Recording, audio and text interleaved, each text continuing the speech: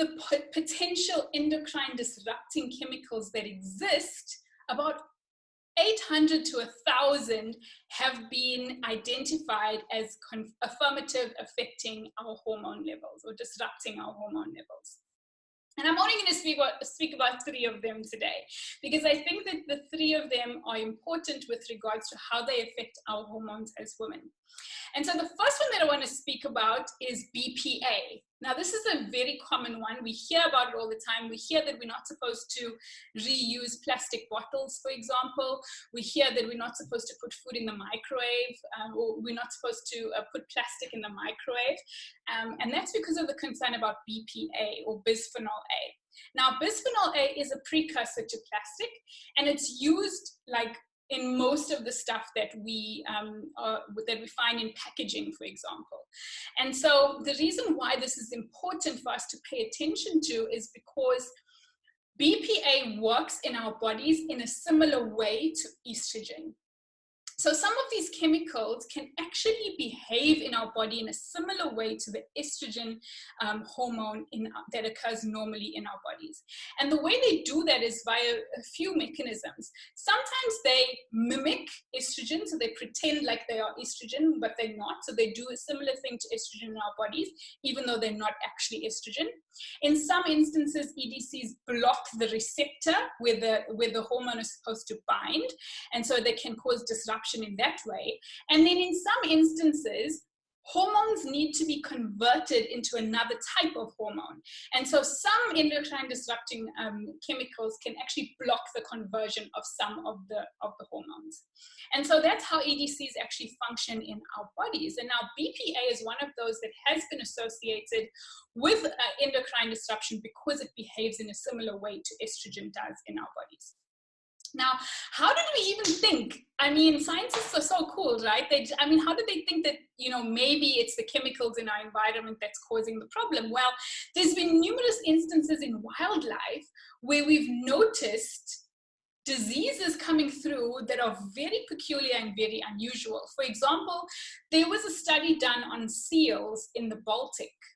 And what they realized is that these seals actually were prone to developing fibroids of the uterus.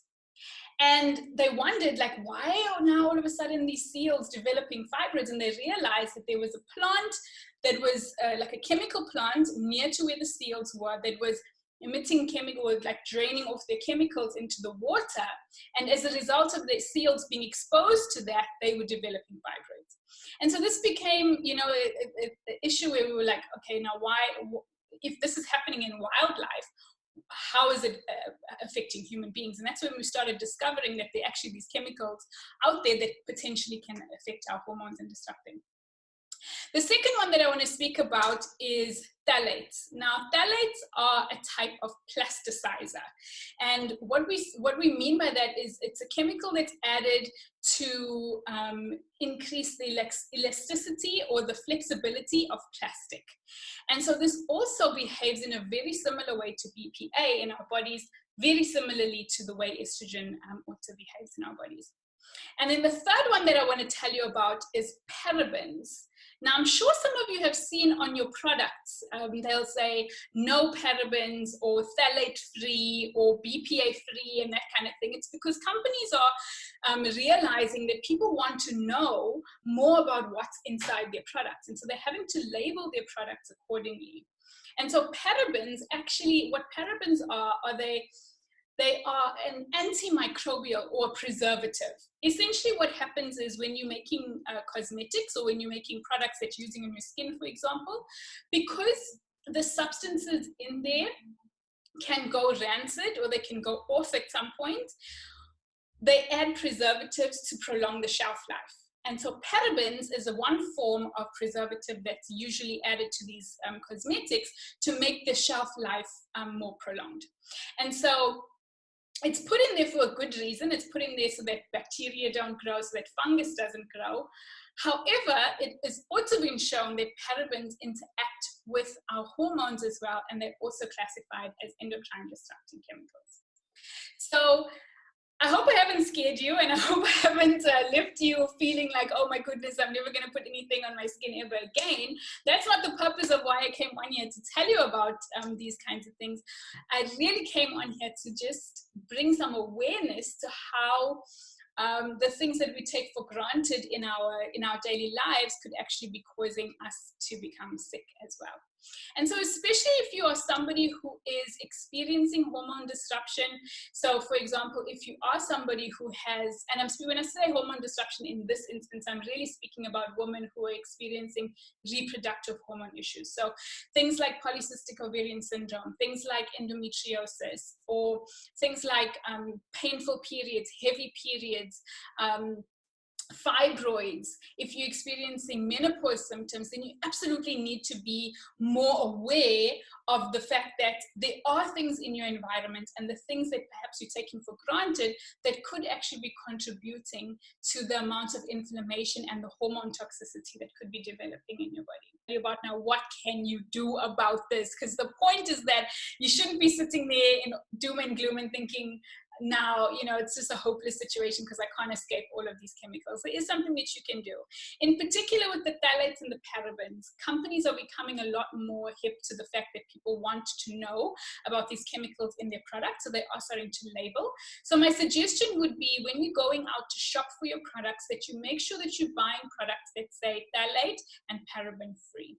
That's one of the most important things that I can suggest to you. As long as you're buying products that are predominantly natural and that they're labeled with the fact that they don't contain parabens and phthalates, you should be fine.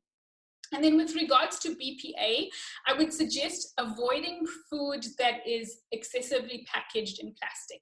We tend to, buy a lot of food that has a lot of packaging.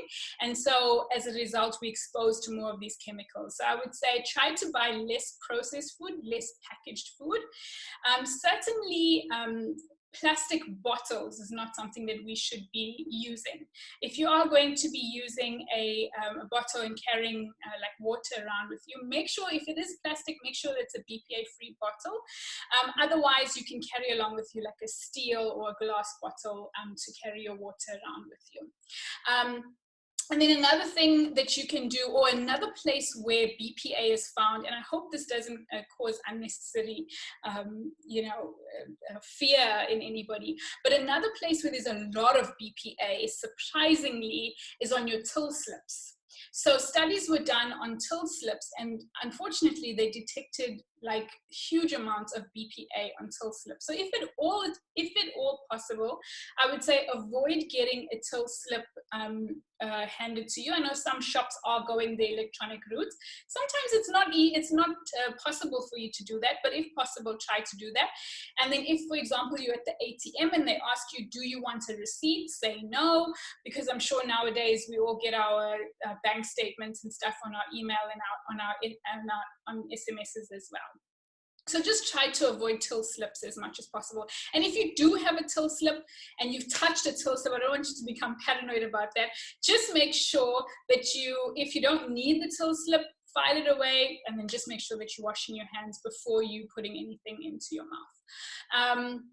And obviously the other one is, whenever you put something in the microwave, please make sure that it's not a plastic container, because especially when it comes to BPA, the heat then activates the chemicals within the plastic, and that can leach off into your food, and you can end up consuming whatever's been leached into the food, essentially. Okay, so. And if you don't follow me already, please follow me on all my social media. And my website is drcarmenjames.com.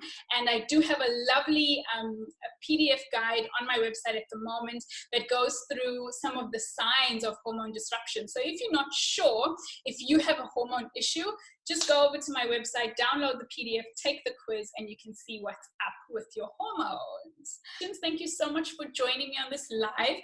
I've had a good time chatting to you. I hope that you learned something today. And if you found it was helpful, please leave me a thumbs up in the comments below. And until next time, take care, guys. Bye.